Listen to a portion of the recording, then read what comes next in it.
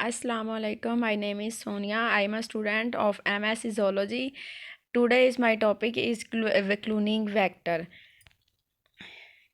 Cloning का मतलब है कॉपीज़ बनाना, मतलब कि अपने आप के इट सेल्फ कॉपीज़ को प्रिपेयर करना। A clone is a copy of something or an organism or cell that has the same genetic makeup as another. कि अब जेनेटिक मेकअप तमाम कॉपीज़ का एक जैसा हो. When scientists make a genetic copy of a sheep, this is an example of clone. जब साइंसदानों ने एक शिप का जेनेटिक मटेरियल लेके उसकी कॉपी बनाई तो उसका मटेरियल भी सेम था और ये फर्स्ट एग्जांपल थी साइंसदानों की. इसके बाद हम पढ़ने जा रहे हैं importance of cloning vector. Importance क्या होती है? क्लोनिंग वेक्टर इस्तेमाल होते हैं एज ए गाड़ी के तौर पे, व्हीकल फॉर ट्रांसपोर्ट करते हैं मटेरियल को एक जगह से दूसरी जगह पे लेके जाते हैं, मतलब कि एक सेल से दूसरे सेल के अंदर लेके जाते हैं. This foreign segment of DNA is replicated. और ये जो फॉरन सेगमेंट होता है, ये जो बाहर से आने वाला डीएनए का सेगमेंट होता है, ये रेप्लिकेट करता है एंड एक्सप्रेस और शो करता है using the machinery of the host organism. और ये होस्ट की मशीनरी को यूज़ करता है, उसके ऊपर अपना कंट्रोल हासिल कर लेता है, उसकी मशीनरी को ले लेता है. A cloning vector facilitates amplification for a single copy DNA molecule into many copies. और जो क्लोनिंग वेक्टर का ये इसकी ये फैसिलिटी है कि एम्प्लीफिकेशन देता है, एनलार्जमेंट करता है, इंक्रीज़ करता है एक सिंगल कॉपी को डबल कॉपीज़ बनाने में, इनटू मैनी कॉपीज़, बहुत सारी कॉपीज़ बनाने के लिए. इसके बाद हम पढ़ने जा रहे हैं characteristics of a cloning vector. Characteristics क्या हैं, इसकी क्या खसूसियात होती हैं? It must be small in size. और कह रहे हैं कि ये इन स्मॉल साइज़ में होना चाहिए. क्लोनिंग जो कॉपीज़ होती हैं के लिए हम लेते हैं पार्ट किसी जीन का, वो स्मॉल होना चाहिए. It must be self replicate inside the host cell. ये खुद ही रेप्लिकेट करे inside the host cell. It must possess restriction site for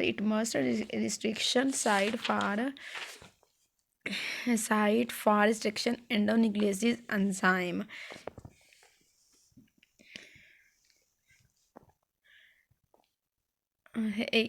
Introduction of donor DNA fragment must not interfere with replication property of vector.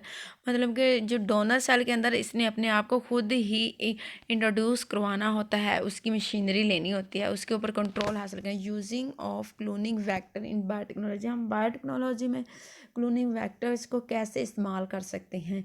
इसका cloning vector are used for transferring fragments of foreign DNA into a suitable host. ये जो होते हैं ना cloning vectors को हम use कर सकते हैं, ट्रांसफ़र करते हैं फ्रैगमेंट ऑफ फॉरेन डीएनए. जो फ्रैगमेंट्स होते हैं ना फॉरेन डीएनए के, इनटू आ सूटेबल किसी मुनासिब होस्ट के अंदर हम इसको एंटर करते हैं. They play an important role. वहाँ पे ये एक इम्पोर्टेंट रोल अदा करते हैं. Selecting recombinant from non recombinants. है कि ये रिकम्बिनेंट हो सकता है और ये नॉन रिकम्बिनेंट है, ये रिकम्बिनेंट नहीं हो सकता. इसके बाद हम टाइप्स ऑफ क्लोनिंग वेक्टर्स. इसके बाद हम पढ़ने जा रहे हैं टाइप्स क्या होती हैं, इसकी टाइप्स कौन कौन सी हैं, कितनी हैं. प्लाज्मिड्स, सबसे पहले हम पढ़ें प्लाज्मिड्स. उसके बाद bacteriophage, bacterial artificial chromosome, yeast artificial chromosome, human artificial chromosome. सबसे पहले हम पढ़ने जा रहे हैं प्लाज्मिड्स. प्लाज्मिड्स क्या होते हैं? Plasmids are extra chromosomes circular double standard DNA replicating element होते हैं. जो double standard DNA replicating elements होते हैं जिनमें डबल स्ट्रैंड पाया जाता है डीएनए के अंदर. Present in bacterial cell, bacteria के सेल के अंदर. प्लाज्मिड शो दी. अब प्लाज्मिड का जो साइज़ होता है वो 5.0 KB से 400 KB तक वो शो करते हैं, नज़र आते हैं. Plasmids are inserted into bacterial cells. जो प्लाज्मिड्स इंसर्ट हो जाते हैं, इंसर्टेड इनटू बैक्टीरियल सेल के अंदर बाय प्रोसेस का ट्रांसफॉर्मेशन. जो प्लाज्मिड्स होते हैं ये इंसर्ट होते हैं बैक्टीरिया के अंदर और ये एक प्रोसेस होता है जिसे कहते हैं transformation. plasmids can accommodate an insert size of up to 10 kb DNA fragment, और जो इनके फ्रैगमेंट जो होते हैं प्लाज्मिड्स, ये एकोमोडेट हो जाते हैं, इंसर्ट होते हैं। साइज ऑफ इनका जो साइज़ होता है ना, वो 10 kb DNA फ्रैगमेंट होता है, शो होता है। इसके बाद ये इसकी डायग्राम है। प्लाज्मिड्स है, प्लाज्मिड के अंदर ये होता है ओरिजिन ऑफ रेप्लिकेशन है। उसके बाद सिलेक्टेबल मार्कर है, हमने सेलेक्ट किया है। सेलेक्ट करने के बाद उसके अंदर मल्टीपल क्लोनिंग, हमने वहाँ पे क्लोनिंग किया और प्रोटीन लगाई। उसके बाद आगे ये इसकी क्लोनिंग कॉपी बनना शुरू हो गई है। इसके बाद हम पढ़ने जा रहे हैं bacteriophage. The viruses that infect bacteria are called bacteriophage. जो वायरस आके बैक्टीरिया को इन्फेक्ट करता है बैक्टीरिया के ऊपर, और उस अमल को हम कहते हैं bacteriophage. These are intracellular obligates parasites that multiply inside bacterial cell by making use of some or all the host enzymes. ये इंट्रासेलुलर ओब्लिगेट्स पैरासाइट्स होते हैं जो मल्टीप्लाई करते हैं, जो ओब्लिगेट मतलब कि सेल के अंदर जाके इन्फेक्ट करते हैं, making use of some or all host enzymes, और होस्ट के एंजाइम को इस्तेमाल करके ये इनसाइड इन्फेक्ट करते हैं। Bacteriophage have a very high significant mechanism for delivering its genome into bacterial cell. इनके पास वेरी हाई सिग्निफिकेंट होता है, मैकेनिज्म होता है डिलीवरी, जो अपने जीनम को बैक्टीरिया के सेल के अंदर इन्फेक्ट करता है। Hence it can be used as cloning vectors to deliver larger DNA segments. और वो जो तरीका होता है ना, वो क्लोनिंग वेक्टर्स के ज़रिए ही होता है, ये डिलीवर होता है लार्ज सेगमेंट। जो लार्ज सेगमेंट होते हैं ना DNA के, इसमें वो हम करते हैं। Most of the bacteriophage genome is non essential and can be replaced with foreign DNA। और जो कुछ बैक्टीरियोफेज होते हैं ना, मोस्ट ऑफ द अक्सर bacteriophage genome is non essential, वो हमें इतने ज़रूरी नहीं होते हैं। एंड कैन बी रिप्लेस्ड, और उनको बदला जा सकता है फॉरेन DNA। जो फॉरेन DNA होता है उनके साथ उनको चेंज भी किया जा सकता है। Using bacteriophage as a vector are DNA fragment of size up to 20 kb can be transferred. और जो हम बैक्टीरियोफेज यूज़ करते हैं ना, उसके अंदर जो वेक्टर होता है DNA फ्रैगमेंट का, जो साइज़ हमें नज़र आता है वो 20 kb can B transfer, 20 kb भी ट्रांसफ़र हो सकता है। ये बैक्टीरियोफेज की डायग्राम है। इसमें एक फॉरेन DNA आता है और बैक्टीरिया की टेल पे, बैक्टीरिया के हेड रीजन पे आके एक्ट करता है और इसकी मशीनरी को कंट्रोल कर लेता है। उसके बाद बैक्टीरियल आर्टिफिशियल क्रोमोसोम, और इसके अंदर बैक्टीरियल के आर्टिफिशियल तरीके से हम क्रोमोसोम्स के ज़रिए क्लोनिंग तैयार करते हैं। Bacterial artificial chromosomes are simple which is designed to clone very large DNA fragments. इसमें से वेरी लार्ज, बहुत आर्टिफिशियल में हम लोग बहुत वेरी लार्ज तरीके से वेरी लार्ज फ्रैगमेंट्स, DNA के फ्रैगमेंट्स भी हम लोग इस्तेमाल कर सकते हैं, जिनका साइज 75 to 300 kb भी हो सकता है। Bacterial artificial chromosome are basically use in sequencing the genome of organisms in genome projects. मतलब कि सीक्वेंस के लिए, एक ख़ास तरतीब के लिए है, इसको बैक्टीरियल आर्टिफिशियल तरीके से एक ख़ास सीक्वेंस के लिए, सीक्वेंस ऑफ जीनम के लिए of organisms in genome project inject किया जाता है। एग्जांपल इसकी है ह्यूमन यीस्ट। इसके बाद अगला तरीका जो हम पढ़ने जा रहे हैं वो है yeast artificial chromosome. Yeast artificial chromosomes or yeast expression vectors, जो यीस्ट को एक्सप्रेस करते हैं। A very large DNA fragments whose sizes ranging from इसमें जो साइज़ होता है ना वो बहुत लार्ज होता है, बहुत ज़्यादा लार्ज होता है, जो कि 100 से 3000 KB can B cloned using yeast artificial chromosome. जो यीस्ट आर्टिफिशियल क्रोमोसोम के अंदर हम यूज़ कर सकते हैं। इनका size mostly yeast artificial chromosome are used for cloning very large DNA fragments and for the physical mapping of complex genome। जो mostly jeans होते हैं ना,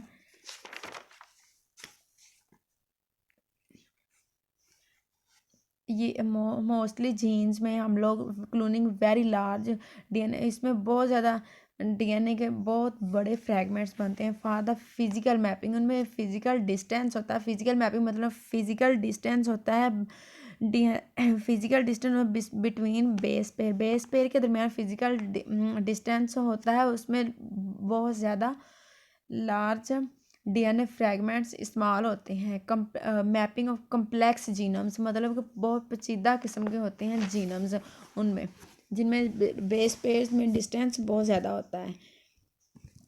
उसमें हम लोग इसको यूज़ करते हैं यीस्ट आर्टिफिशियल क्रोमोसोम्स को। Yeast artificial chromosome have an advantage over bacterial artificial chromosome in expressing eukaryotic proteins. इसमें यूकैरियोटिक प्रोटीन्स को एक्सप्रेस करते हैं that require post translational modification. इसमें पोस्ट ट्रांसलेशनल मॉडिफिकेशन का मतलब है covalent and generally enzymatic modification of protein synthesis. इसमें protein की सेंसिस होती है, but yeast artificial chromosomes are known to produce chimeric effects which make them less stable compared to bacterial artificial chromosomes। इसमें एक फ़र्क ये भी होता है कि जो होते हैं ना chimeric effect which make them less stable, और वो इसको लेस स्टेबल करते हैं compare to bacterial. Chimeric effect क्या होता है? चिमेरिक इफेक्ट ये होता है a tissue that have at least 2 different set of DNA. इसमें 2 डिफरेंट सेट ऑफ डीएनए के 2 सेट होते हैं, और इस वजह से ये बैक्टीरियल आर्टिफिशियल क्रोमोसोम से मुख्तलिफ होता है यीस्ट आर्टिफिशियल क्रोमोसोम। इसके बाद हम पढ़ने जा रहे हैं ह्यूमन आर्टिफिशियल क्रोमोसोम्स। ह्यूमंस में भी आर्टिफिशियल क्रोमोसोम्स पाए जाते हैं। ह्यूमन आर्टिफिशियल क्रोमोसोम्स और मैमलियन आर्टिफिशियल क्रोमोसोम्स इसको कहा जाता है आर स्टिल अंडर डेवलपमेंट। ये अभी डेवलपमेंटल में ही है, इनका अभी ज़्यादा पता नहीं चला। Human artificial chromosomes are micro chromosomes that can be act as a new chromosome in a population of human cells. जो ह्यूमन आर्टिफिशियल क्रोमोसोम्स होते हैं ना, ये बहुत छोटे क्रोमोसोम्स होते हैं। That can be act as a new chromosome, वो ऐसे लगता है कि जैसे कोई न्यू क्रोमोसोम आ गया हो in a population of human cells. जो ह्यूमन सेल्स होते हैं, इंसानी जिस्म के जो सेल्स होते हैं, उनमें ऐसे लगता है जैसे कोई न्यू सेल आ गया हो, इतने वो छोटे होते हैं, पता नहीं चलता इनका। HSC ranges from 6 to 10 MB that carry new genes introduced by human researchers। जो न्यू जीन्स को इंट्रोड्यूस भी करवाते हैं, इनके साइज़ बहुत छोटा होता है, 6 to 10 MB। इसके बाद हम बढ़ने यूजेस ऑफ वेक्टर्स। वेक्टर के यूजेस क्या, हम इनको किस तरीके से इस्तेमाल कर सकते हैं, कहाँ कहाँ इस्तेमाल होते हैं ये। Vectors have been developed and adapted for a wide range of uses. इसके बहुत ज़्यादा वाइड रेंज में इस्तेमाल होते हैं। 2 प्राइमरी यूजेस, जो इसके प्राइमरी यूजेस हम ये 2, सबसे पहला पॉइंट ये है to isolate identify and archive fragments of a large genome. ये आर्चीव करते हैं, आइडेंटिफाई करते हैं, हम पहचान करते हैं फ्रेगमेंट्स की ऑफ लार्ज जीनम के कौन सा हिस्सा किस जगह का है, ये सारा कुछ ये बताते हैं। वेक्टर्स के ज़रिए हमें पता चलता है, आइडेंटिफाई करते हैं, अलहदा करते हैं। तो सिलेक्टिवली एक्सप्रेस, सेलेक्ट करके एक्सप्रेस करते हैं proteins encoded by specific jeans के ऊपर, जीन्स की कोडेड किस प्रोटीन से हुई है, ये भी हमें इसी से पता चलता है। Vectors were the first DNA tools use in genetic engineering. ये सबसे पहले डीएनए ये वेक्टर्स सबसे पहले कहाँ यूज़ किया गया? यूज़ इन जेनेटिक इंजीनियरिंग में यूज़ किया गया वेक्टर्स को। इसके बाद आ जाती हैं इसकी एप्लीकेशन क्या है इसकी, ये कहाँ कहाँ अप्लाई हो सकते हैं। आप particular gene can be isolated and it's nucleotide sequence determined. एक खास किस्म का जीन है उसको अलग करें, अलग करके एंड इट्स न्यूक्लियोटाइड सीक्वेंस, और उसकी डीएनए न्यूक्लियोटाइड्स की जो सीक्वेंस है डबल स्टैंडर्ड है सिंगल स्टैंडर्ड है, ये हम इसी के ज़रिए पता चला सकते हैं।